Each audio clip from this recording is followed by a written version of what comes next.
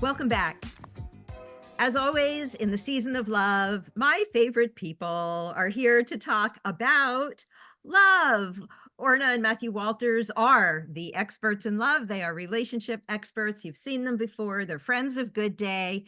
And I'm always thrilled to be able to catch them in February. And the biggest news now is that their book has just and finally come out. I know we talked about this when they were here last, which was 2 years ago. And so now we have the book Getting It Right This Time. There you go. Fabulous cover, by the way, kids. And break free from your hidden blocks to lasting love. Again, I would never say no. And so that's why you're here. I don't know anyone who would say no to that offer. Orna and Matthew, thank you for joining us. And let's take a little step back before we catch up right into the book. How did we get here? How did we get here? Wow, that's a great question. That's actually where the book starts. I find that's actually funny. How did you get here is literally where we start. So this is, as anybody who's written a book, if you don't know, or if you want to write a book, it's a long process. This has been in the works for a long time. And it's essentially, it's our life's work in a book. And I think the hardest part about putting it down on paper was to decide, well, when we're working with a client, it works like this, but how does it work in book form? So what can go in the book and what can't go in the book was really the hardest part of those decision-making processes. So prior to that, though, you guys have been coaching both independently and together for many, many years. You've coached thousands of people in finding love and succeeding to find lasting love. I know that that doesn't happen unless you have some serious experience of your own. So yeah, certainly. For me, it started in my early 30s when I was starting to get some things in my career that I really wanted. And I was realizing that I wasn't happy. I always thought, oh, once I reach these goals, that's going to give me what I want. I'm going to feel good about myself.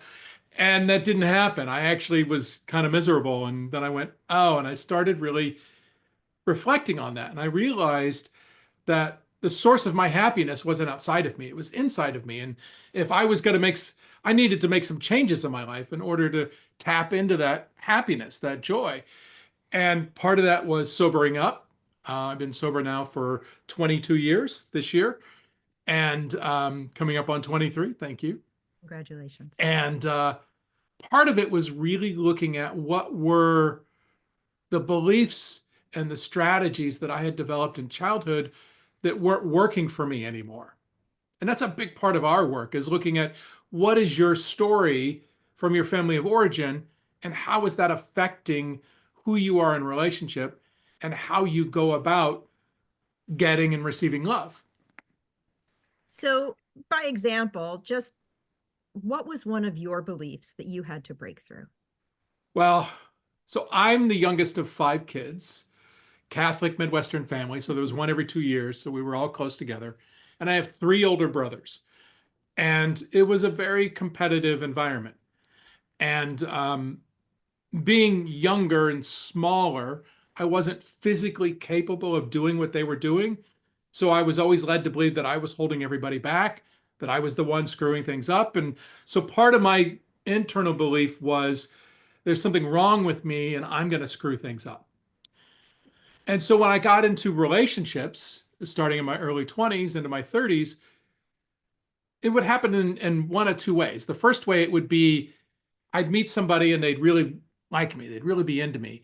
And my first thought was, oh, well, what's wrong with you that you like me, right? And well, wait till you get to know me because then you're going to find out whether or not you really like me. And I would sabotage those relationships. And then there were these other really intense experiences where it was women who would subtly or not so subtly reject me. And there was like this intense pull towards that rejection because that felt familiar, once again, for my family of origin. And so it was that realization. It's like, oh, this sort of push-pull that I can't expect to ever find love if I don't like myself.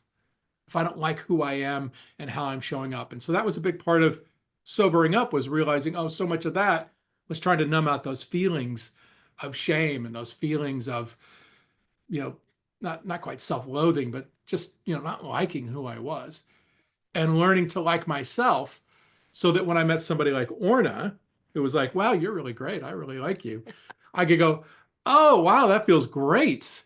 Instead of, the old internal dialogue, the old story I used to have. And is that a key issue that you find for most, if not everyone you coach? Everyone we coach has some kind of hidden block to love. And the hidden block that we really diagnose in the book and show the reader how to self diagnose is what we call your love imprint. And your love imprint is learned in your family of origin, like Matthew said, but it's a decision you make. I mean, we know that parenting is the toughest job there is. So, parents, relax, because it doesn't matter what you do, your kid is going to make their own decisions about love. So we make these decisions about ourselves long before we know who we are or how the world works. And that sort of template of your love imprint sits in there in your subconscious mind, guiding your choices. There's a lot of myths that we like to bust. And one of the biggest ones is this idea that you're attracting a particular kind of person. And it doesn't work like that. It's not like there's some kind of magnet inside of you. If you're sort of stuck in a cycle of repetitive bad relationships and you're like, oh, this guy ends up being like the last three, or that woman ends up being like the last five, right? So when you find yourself stuck in a negative cycle, it's because you're attracted to what is familiar. And that familiar imprint comes from your family of origin. So your love imprint is made up of your limiting beliefs about love, your mental emotional patterns, and your behavioral strategies for giving and receiving love. And we want you to understand, through the brain science of attraction, we are always highlighting. Our mind is taking in millions of bits of information in every moment, and it's sifting through to find what is familiar. So, if I could just ask the audience to sort of, for a moment, imagine this experience when you walk into a room, say, of 50 to 100 people, you don't know anybody in the room, you've never met them before, maybe it's a conference or a wedding or some other big event. And you walk in, and there's some people that they're just kind of brighter than everybody else. It's not like you don't see everybody else, but there's a few people that pop for you. And then you start talking to one of those people that it's kind of brighter, and you find that, oh my gosh, you have all this stuff in common. And it's great when that ends up being a platonic friend, right? Because you have all this stuff in common and you can get along and it's really great and you have this new friend. Unfortunately, when it comes to our love imprint, when we highlight what is familiar, if we've never experienced what it is that we desire, familiar is outside the box of what is known. So the subconscious has essentially two boxes: the known box and the unknown box. And it will always guide you to what is known because your subconscious, that's number one job, is to keep you alive. And so it doesn't matter what your past experiences are. The subconscious says, let's bring, Orna, Matthew, Lauren, or whoever's listening, let's bring you more of the same experiences because you're likely to survive those again as well, right? That's the only job. But see, the subconscious can't judge. It doesn't analyze. So it doesn't have any idea whether you're alive and blissfully happy or if you're miserable and suicidal. It doesn't know. It just says familiar is good because it's known and you're alive. So whatever age you are, it's kept you alive. And so it thinks it's doing you a favor by bringing the same kind of person over and over again. So the way to really, in summary of a lot of what we go through in the book, is sort of a self-discovery process. The first section of the book, there's three parts of the book. The first section is awareness, right? How did you get here? That's literally where we begin. And then we start looking at those decisions that you made, because meanings are actually malleable. So when you're a little kid in your family of origin and something happens and you didn't get what you wanted or desired, you made a decision about yourself. And again, long before you knew who you were or how the world works. So you've got these two boxes. Mhm. And I totally get that your brain takes you where you're safe. And I'm sure everyone has experienced that. But at the same time, you actually are buying into the, okay, then I guess that's the right thing for me.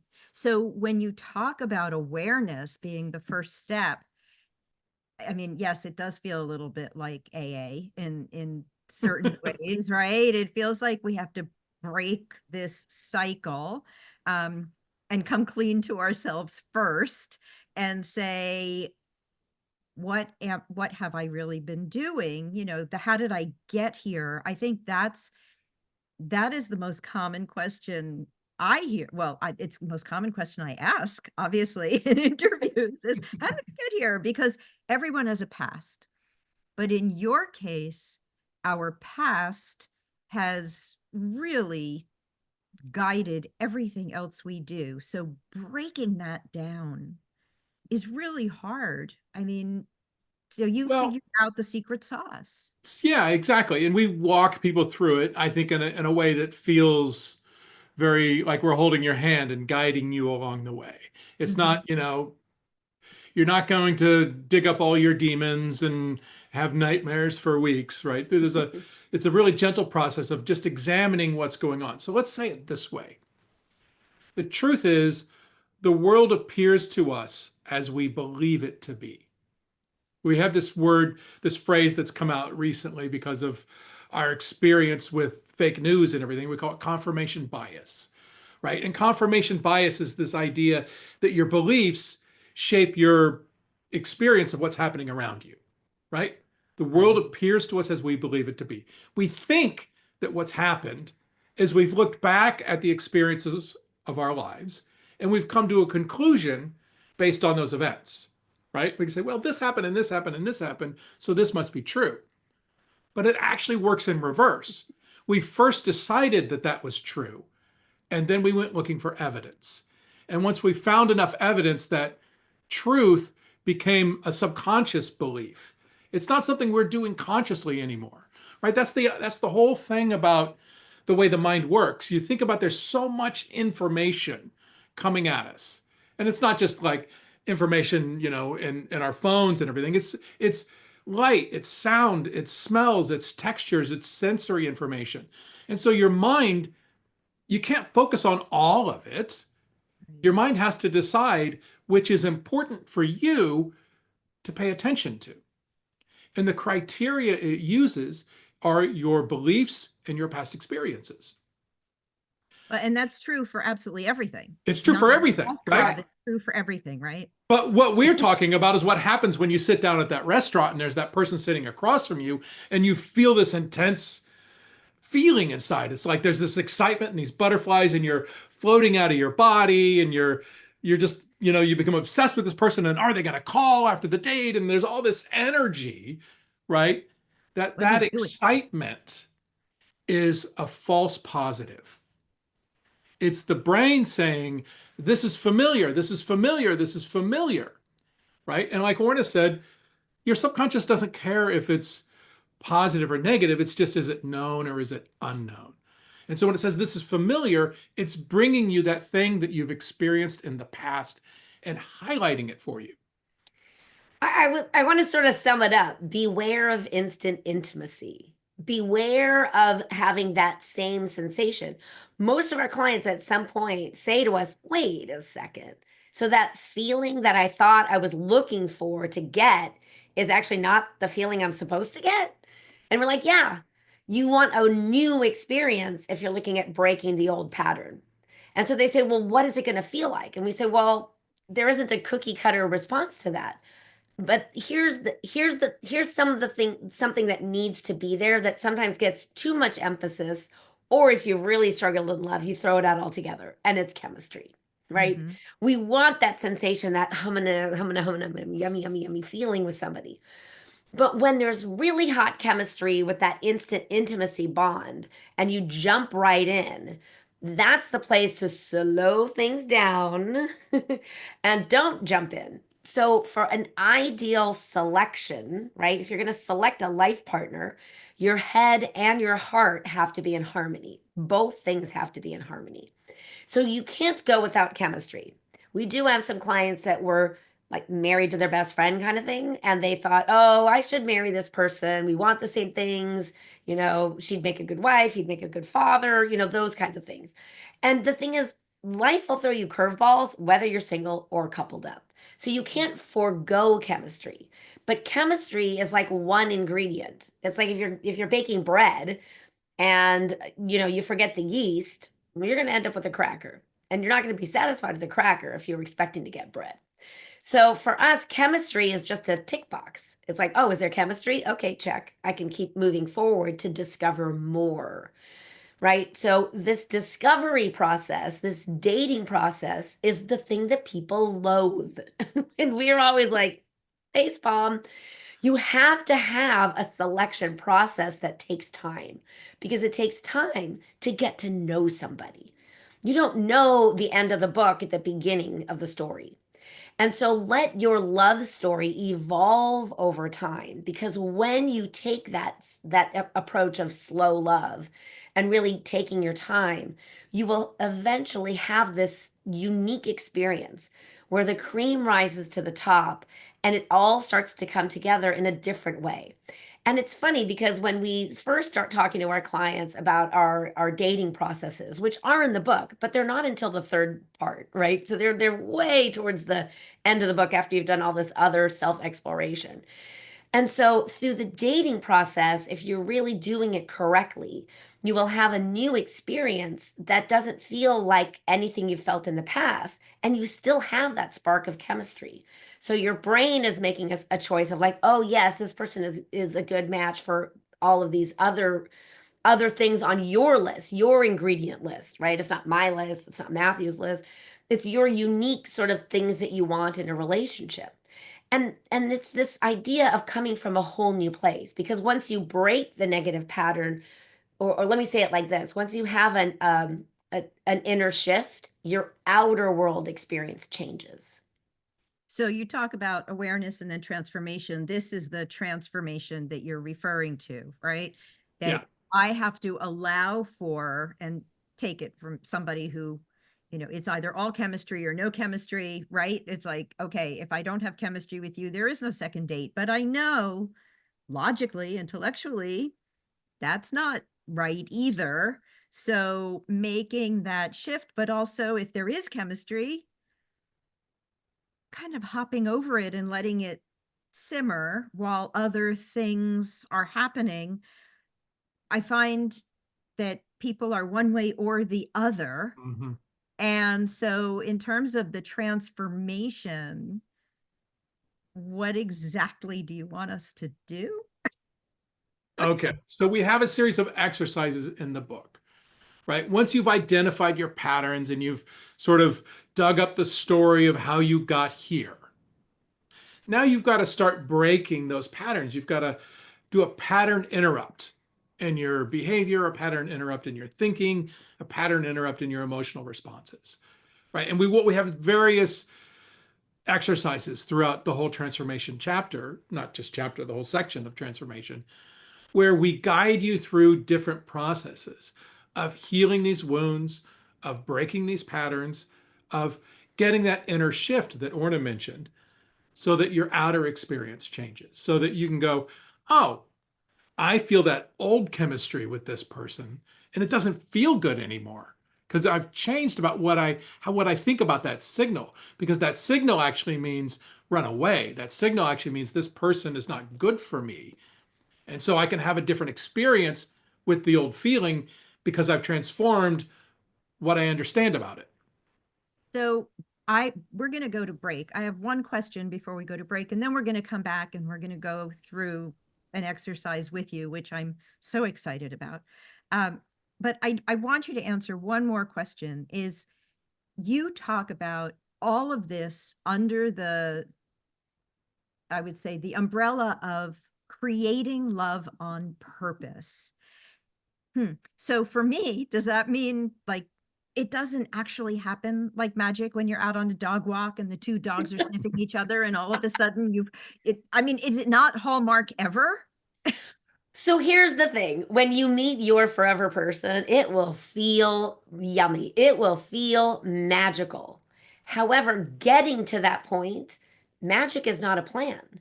So if you're leaving your love life to chance, like a lottery ticket, that's where most people sit. So they either get cynical because they're like, oh, this isn't for me. It's not in the cards for me. It didn't just magically happen one day at Starbucks where we meet cute. I mean, look, a movie ends in about 90 minutes. If you're going to share your life with somebody, that's a whole different kind of investment, right? So the feeling of it being magical, I'll tell you something that I think is even more telling about where you go when you actually date intentionally. Because when Matthew and I, quote unquote, fell in love, like we slipped on a banana peel and landed on each other, I look back on that time frame with fondness. We have great memories. It definitely felt magical. It was euphoric at times. But quite frankly, after all these years together and everything that we've been through together, it's a little bit shallow. It's a little like the love that we have between us today has so much more breadth and depth. It's like, oh, it's delicious. And it's a different, it's so all encompassing that could never be there at the beginning. And I know that that's what everyone wants and everyone is looking for. And even if they're in relationship, there's an opportunity to deepen that. So right now, stay with us. We're going to take a quick break and we'll be back with Orna and Matthew and getting it right this next time.